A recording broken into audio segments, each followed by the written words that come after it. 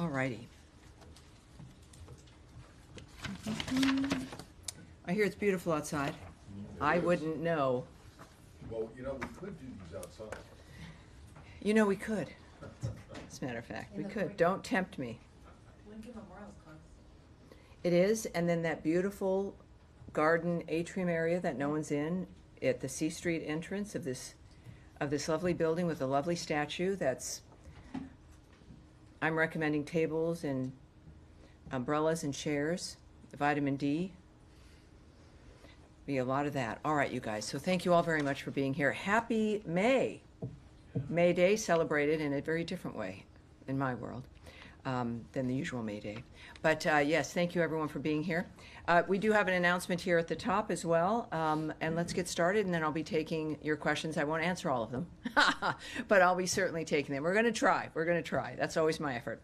All righty. So as President Trump passes 100 days in office, he continues to deliver for the American people. President Trump has nominated, and the Senate has confirmed, more key foreign policy leadership positions in his first 100 days than during the same period of any of the last 4 administrations. On Tuesday, Tillman Fertitta has been confirmed by the Senate as our new ambassador designate to Italy and San Marino. Yesterday afternoon in the Oval Office, Secretary Rubio swore in Warren Stevens as the new U.S. ambassador to the United Kingdom. Thomas Barak also took the oath of office yesterday as the new U.S. ambassador to Turkey. And David Perdue took the oath of office yesterday as ambassador to the People's Republic of China.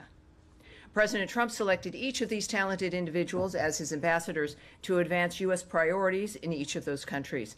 Yesterday, Treasury Secretary Bessent also announced the signing of a historic agreement to establish the U.S.-Ukraine Reconstruction Investment Fund. This economic partnership marks a significant milestone in U.S.-Ukraine relations. This initiative will attract private sector investment, create jobs, develop secure supply chains, and drive economic growth, providing a solid foundation for Ukraine's recovery from the war. President Trump envisioned this partnership between the American people and the Ukrainian people to show both sides' commitment to lasting peace and prosperity in Ukraine. With that in mind, President Trump and Secretary Rubio have identified Ambassador Julie Davis to serve as the chargé d'affaires in Kyiv during this critical moment as we move toward a peace agreement to stop the bloodshed. Ambassador Davis is a distinguished career member of the Senior Foreign Service, holding the rank of Minister Counselor. With a robust background in international diplomacy, she has served in pivotal roles over the last 30 years.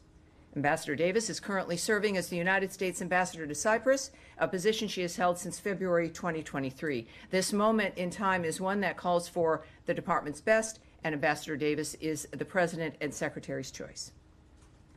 Also, a quick point of personal privilege. In 100 days, I and the spokesperson's office have had 100 press engagements.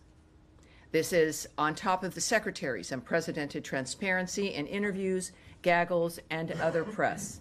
The Trump administration is, as we now can tell, the most transparent administration in history. And this matters because it allows the American people to not just see what's going on, but which they of course deserve, but to be a genuine part of it. It's also a reminder to all of us who is in charge here. The American people tapped President Donald Trump to represent them in this historic endeavor. And with that, I will take as many of your questions as I possibly can. Yes. You want to do yeah, well, let's do it. We'll talk to Andrea Mitchell. Yes, ma'am. Would the Secretary consider a request from the President that you replace Mike Wallace temporarily or in another fashion, if that is something that the President thinks would be good for the country? Is that something that the Secretary would consider? I'm not going to jump ahead of thinking what the Secretary might say or do in any context. What we do know is that the President is, in fact, the one who is running this country. It is his leadership and vision that has set the tone and the trajectory and the policy. He has put together a cabinet that understands and operates within a commitment to the nature of the president's vision. And we do know, of course, within all aspects of this, especially with foreign policy, there has been tremendous success in our foreign policy, and of course it continues. And that is a dynamic that's not going to change, but is a result of President Trump's vision and his day-to-day work in making the situation possible and functional.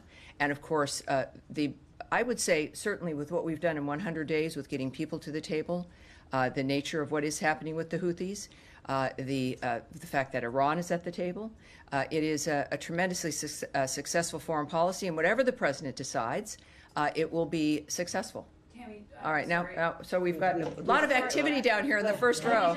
Something that's just come out from the president. Yeah. All right, great, already terrific, announced terrific. The president has just written on Truth Social that Mike Waltz is going to become the new U.S. ambassador to the United Nations. Well, there Therefore, you no go. longer the national security advisor. Fabulous. And in addition to that, he says that in the interim, Secretary of State Marco Rubio will serve as national security advisor while continuing his strong leadership at the State Department. Do you know how long he's going to be serving in both roles? It is clear that I just heard this from you. This is the magic. No heads up that this was Well, coming today? I have some insights as to the potential of certain things that might happen. But when the president, and this of course is all presidential decisions, right? So I'm with the State Department. It is, as I think would be clear to all of you, you don't want to get ahead of your skis in drawing conclusions or speculating about what may occur. And you can have a general sense of what's possible, and then you see that manifest usually. But I think the one thing I've learned is that things don't happen until the president says they're going to happen. So the fact that is, which was obviously Truth Social.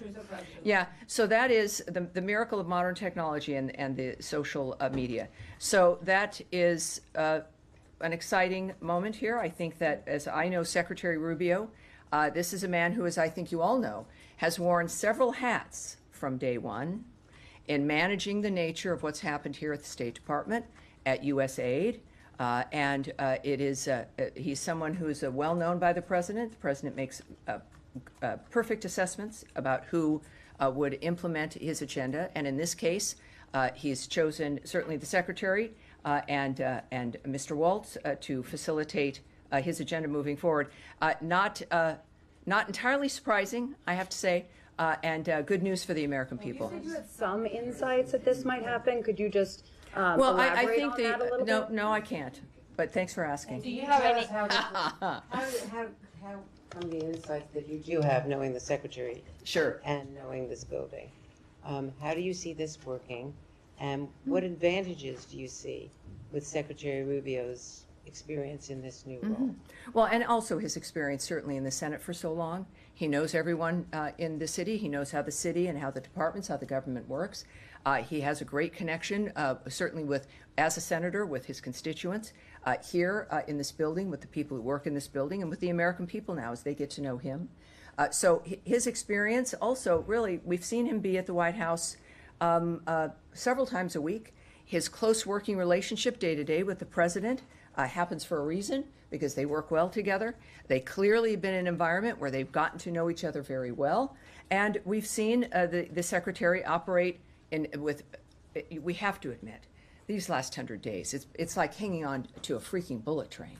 I mean, it is a fast dynamic with people who have a journey that is set with a goal that has been determined, and it's staffed with men and women who understand what the agenda is and how to get it done. Now, this is obviously the president knows everybody in his cabinet, and all those cabinet members have staffs. And every department has people that he gets to know and that make a difference in how the departments work. So when we think about how is Secretary Rubio going to do this, well, it's like, how does President Trump run the United States? You have people around you. It's not just you, right? These aren't single individuals working every day and you pulling the levers. It's about managing people. It's about assigning people to the right roles, as the president has just done. And if anybody can do it, certainly with the secretary, as I've gotten to know him, it will be Marco Rubio. So, Tammy, can we? All right, now, are you, Away from were the- you finished in the sense of, When you get to Second. this, I did want to ask you about the hoodies, because Secretary Hegseth had a very sharply he did, so worded let's do this. If we're, are you warning. going to continue on this line? No, We're gonna move on. All right, so we're gonna, well, we've done 3 and 4, and I know, look, this is, and you are going to be all writing stories that I'm going to be fascinated to read. But I think that's pretty much as I can say about the nature of what's going to happen from this point forward today. And so let's go ahead with Andrea and see what else. The Houthis. Presumably, Deputy Secretary Lando would step up to the daily management here at State. Is this a temporary? The Secretary Rubio is a very involved, energetic man. Many of you have traveled with him. You see what he's capable of. The American people have seen it. And there's been no point where there is a question about whether or not he could do something or how is he going to manage it. So there's no question about that. But he's not a man who does things in a partial way. And he would not have accepted an assignment if he didn't think he could do it. And he's, of course, working both. With that said, I can tell you that the other leadership in this building, as a newbie to politics, are remarkable.